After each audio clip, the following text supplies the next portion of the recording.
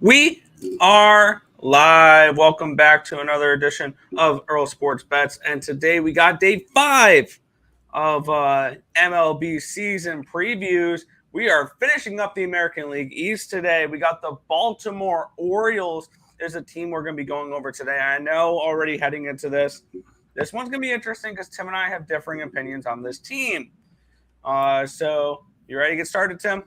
Let's do this. All right, we're going to kick it on off here with the notable list of additions and subtractions here and re-signings for the Baltimore Orioles. Not too much they lost, but I mean, it's just a lot of players that are just got sent down to the minors and stuff like that. A lot of minor league stuff that they lost and stuff, things along those lines. Their big signings, their marquee signings here are Kyle Gibson, James McCann, and Cole Irving. All right. Michael Gibbons, Adam Frazier, Nomar Mazara, a couple other players they picked up. Their subtractions are DJ Stewart, Jordan Lyles, and the GOAT, Matt Harvey. I saw his name in there that he was designated first time or whatever. I had to throw his name in there. He really had no impact on that team there. No. But yeah, this is a very lackluster list. Like I know what we saw yesterday from the Boston Red Sox. Like, they actually went out and made moves. This Orioles team was just quiet all offseason. I get it.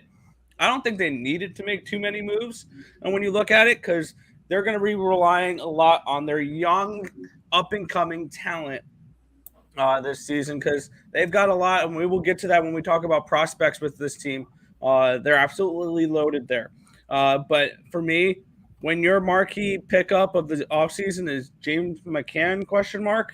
I really don't like the additions and subtractions here. It just felt like they did nothing.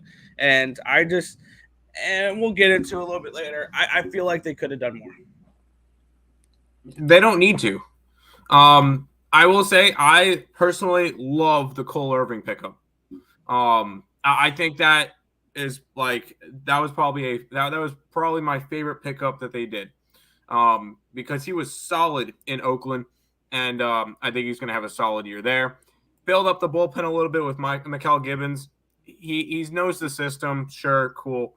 James McCann, doesn't matter. He's not going to be starting anyway with Rutschmanson in there, so that really does not matter. Adam Frazier brings a good veteran into the lineup, into the team. Same with Nomar Mazara. And then they had to have a little bit more with pitching, so Kyle Gibson, I don't hate that pickup as well. Honestly, the subtractions, Jordan Lyles, essentially you replace Jordan Lyles with Cole Irving. I think that's an upgrade. So this, yes, it doesn't look like much, but I think they did a good job over the offseason. So because they're a smaller market team, Nick, you got to keep that in mind. They're not a Boston or a New York or an LA that they can go and get a laundry list of players. They got what they got, and we'll mention why they only needed to get that. Yeah, we'll definitely mention that in this next slide here with their absolutely loaded prospect pool.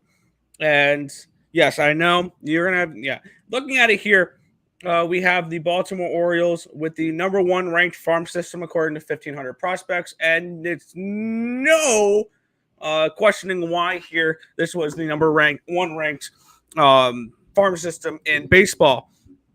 They've got not 1, not 2, not 3, not 4, but 8 top 100 prospects, with 5 of them projected to be in the major leagues this year, or 6 of them projected to be in the major leagues this year. Gunnar Henderson's going to be on the day 1 starting lineup. Grayson Rodriguez is going to be coming out of spring training in that rotation. Jackson Holliday was their number 1 overall pick in last year's draft. He won't be up for another couple of years. Colton Crouser is an offensive or an outfielder, outfielding prospect that's due up this year. Same with Jordan Westberg, who is an infield prospect who's also due up this year. Heston Kierkegaard will be next year. DL Hall, a left-handed pitcher, will be this year. And Joey Ortiz is projected this year as well. So a lot of talent here. Obviously, I think in 2 to 3 years, this team's going to be awesome. And this team, and I can tell why you really love this team, Tim. This team is reminding me of a baseball version of the Buffalo Sabres. a lot of young prospects, a lot of good young talent from a lot of first overall picks.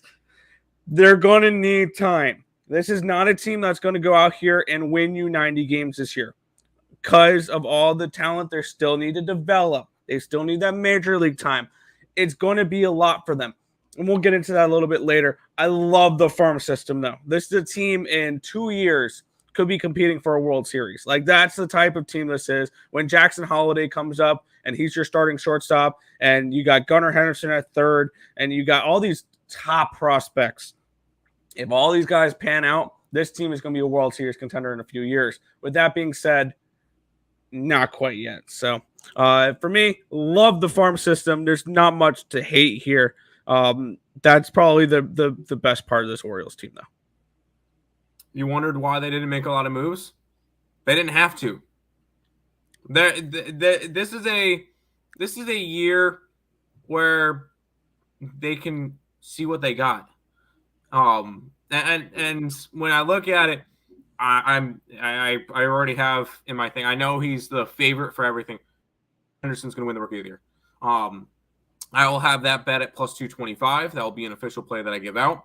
It'll be one of the first official plays that I really gave out because I didn't really give out much from the other shows. I know I gave out Bo Bichette most hits, and then Zach Eflin, Cy Young, so 2 long shots. But I have a couple of them from this one that I really, really do like, and I really like this farm system. This Gunnar Henderson, Grayson Rodriguez is going to be solid. And I looked into a couple of these guys. Holiday, not for a little while, and as expected because he just got drafted. So we're not really thinking he's going to come up right away. No. I think this is going to be a team that's going to be pretty solid this year. And we'll get into the lineup and everything, and I'll talk more about them then. But absolutely, this is obviously when you suck for as long as you do, that's why they have all these prospects. There you go. And there's going to be a lot of fun. This team is going to be a lot of fun to watch. Yeah, absolutely. In the next few years, because of these young talents that they have, I just need to see how they develop. Which we'll get into their projected starting lineup here for this season. And there's a lot of young names here that are going to be very interesting to see how this pans out. Leading off is Cedric Mullins. I really like him. I think he's a very solid hitter. Obviously, Rushman and Henderson, awesome duo there of young talent. Santander has that upside. Ryan Mountcastle has that upside. After that, Stowers, Hayes, Frazier, Mateo. These are where, these are where some of these prospects are going to come in with maybe replacing a Mateo with a Kauser and an Ortiz replacing Frazier or something like that later in the year. Because I don't like the bottom of this lineup. I think the bottom of this lineup definitely has holes. But that top of the lineup is really good. My question with this team is what their rotation is going to do here. I think this is going to be a very over team because I don't trust their rotation. Kyle Gibson can be good. He's not an ace, and right now they're asking him to be an ace because he's your opening day starter. Cole Irving, he was okay in Oakland. Is he somebody who should be your number 2 starter? I don't know. Is Kyle Bradish going to do what he did last year? Because he was awesome last year. Okay. Dean Kramer, I think he was hurt last year, so let's see how he recovers from his injury. And Grayson Rodriguez, he's a young prospect. He's a top prospect. Obviously we saw from the last one. We saw from the last page that he's one of their top prospects. How does he translate that to the MLB is the big question mark. In the bullpen, Voth was very up and down. Aiken very up and down. Hold on. Voth, his ERA was awful last year because of his time in Washington. Once he got to Baltimore, he was phenomenal. So, sorry, go ahead. Keep going. Yeah, I mean, the bullpen, I think, is the biggest question mark of this team, honestly. And their pitching in general. I think this is going to be a really good team to bet overs with. I think this lineup's going to come. We're going to be able to score runs with Mullins and Rushman and Henderson and Santander, Mountcastle. But I mean, are we sitting here waiting around for John Means to return? Like I feel like that's what the rotation's looking at here. It's a. I'm not saying it's a bad rotation, but it's not going to compete with the Rays. It's not going to compete with the Yankees. It's not going to compete with the Blue Jays in this division because those three rotations are significantly better than what they have here. That's just my thoughts on that one there. When you compare it to the rest of the division, their rotations very meh. So that's kind of the way I'm looking at this team. I'm not trying to be mean or whatever, but when it comes to me, when I'm looking at the American League East and can this team compete offensively, they can. The top of that lineup is great. But when you look at their bullpen and when you look at their rotation, it's not as good as the Yankees. It's not as good as the Blue Jays. It's not as good as the Rays. That's just my thoughts on this. Yeah. Let's go through it. Cedric Mullins. I'm excited to see what he could do again this year. Obviously, you got Rutschman and Henderson, which were both number one prospects at one point. Santander and Mountcastle had phenomenal years. Stowers got to play in, I believe, 30 games last year in his rookie year. So he's another up-and-coming guy. Haynes had a really good year last year. He had a solid year. Frazier did not have a good year last year, but I don't think he really fit in Seattle. Sorry, right? Seattle, or was it the other Frazier that was in Seattle? Adam Frazier. Was Adam Frazier the Seattle or the... Yeah, I think so. Did not fit there. And Jorge Mateo was solid. I liked Jorge. He's a good player. He was up higher in the lineup last year. He was like third or fourth in the lineup. Now he's dropped down to ninth. I think that's just a solid piece to have down there. And obviously, I'm thinking that these young guys are going to perform. Yeah, we saw it from Rutschman last year. He was great. We saw it from Gunnar through his first couple of games. I think he was up for like a month and a half or something like that. He looked solid. I'm excited to see what they could do this year. Now for the rotation. Kyle Gibson, I don't think was a good fit for Philly. He was really good in Texas, did not pitch good in Philly, and then I think coming back to the AL will help him out. I think he'll have a good year. I love the Cole Irving signing. I think that is fantastic for them. That is a very Baltimore pitcher to sign because it's an under the radar type of guy. Yeah, and then he's going to do the same thing though. He's going to go out there. He's going to give you 5 innings, give up 3 runs, and move on. Yeah, and then you got the 3 young guys. Bradish was great last year. Kramer, I backed him like every single start, and I'm excited to see what this Grayson Rodriguez guy can do. This is a rotation. I think he'll be solid. I think this will be a solid enough rotation. And the bullpen was great last year. The back of the bullpen, I think Gibbons is going to be a nice piece to have in there. Perez and Batista are going to be 2 solid pieces in the back of the bullpen. Voth as your long reliever. I think this is going to be a really good Baltimore team. I do, personally. So I'm all aboard this team. I'm a lot higher on them than a lot of people. I know it's a lot of people are very high on this team, and I can understand it. Yeah, I can understand it. So I will give it this.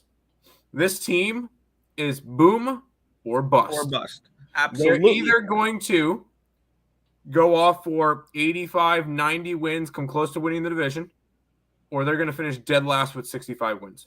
And I don't think there's an in between. And I'm on the upside. I'm on the higher side of that. So yeah. Couple comments. Richie P saying Kyle will get lit up. I can definitely see that. Which one? I think this is an interesting question here, Tim. Okay. Who do we think is this year's versions of last year's Orioles? The team that is has a low win total this year that could potentially make a push towards a playoff spot. Now they're going to come up a little bit short, but who is that team? I've got my answer. It's the Cubs. The Cubs were really bad last year. I'm a lot higher on the Cubs. If we're looking for a team that has a little bit lower of a win total, I have mine.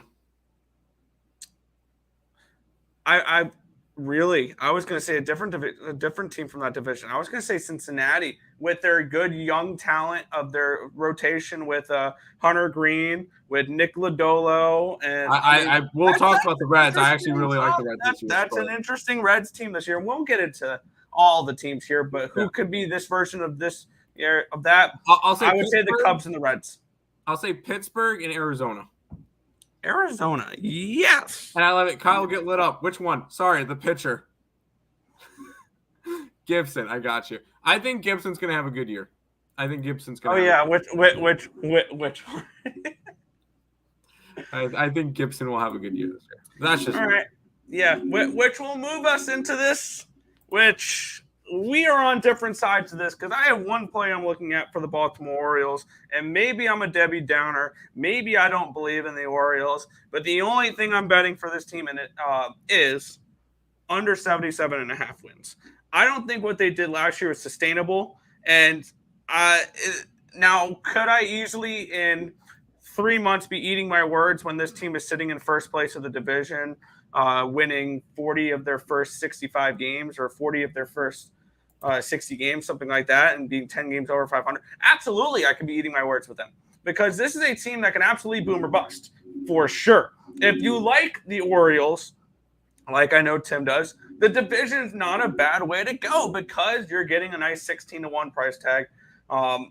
With that being said, I'm going to look for a little bit of regression from them this year. I think the bullpen and the rotation are a little weak, so that makes me a little bit worried about them. And I think this is a team that everybody's really liking, and I think they could take a small step back this year because that young talent still needs to develop. They'll be good at times. This will be a very streaky team, I think, because of all the young talent. When they go on a winning streak, they're going to go on a 10-game win streak. When they go on a losing streak, they're going to lose 7, 8 in a row. Like, this is a team that when they are winning, they're going to continue winning. When they are losing, they are going to be bad.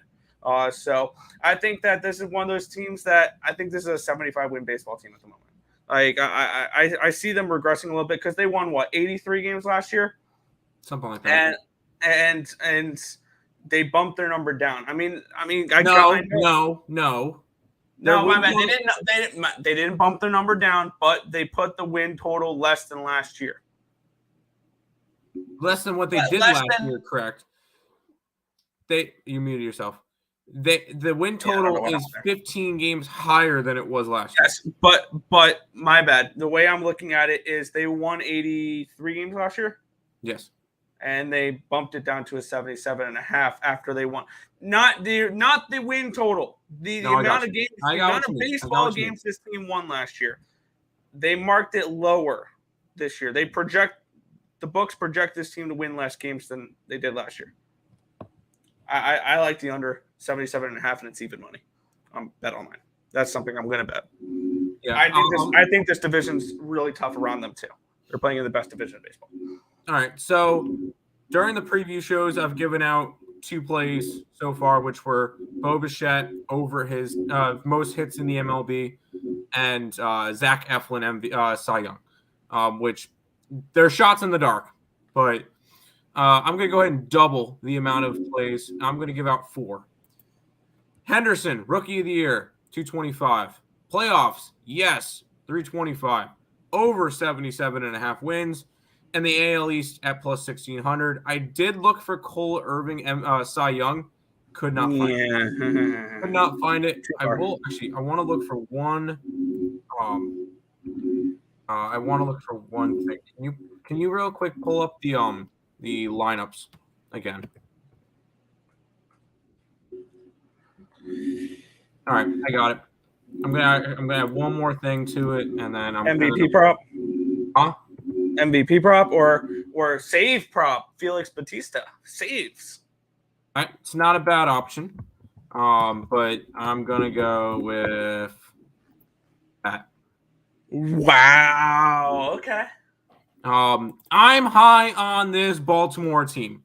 This is one of the teams, and obviously I just took those.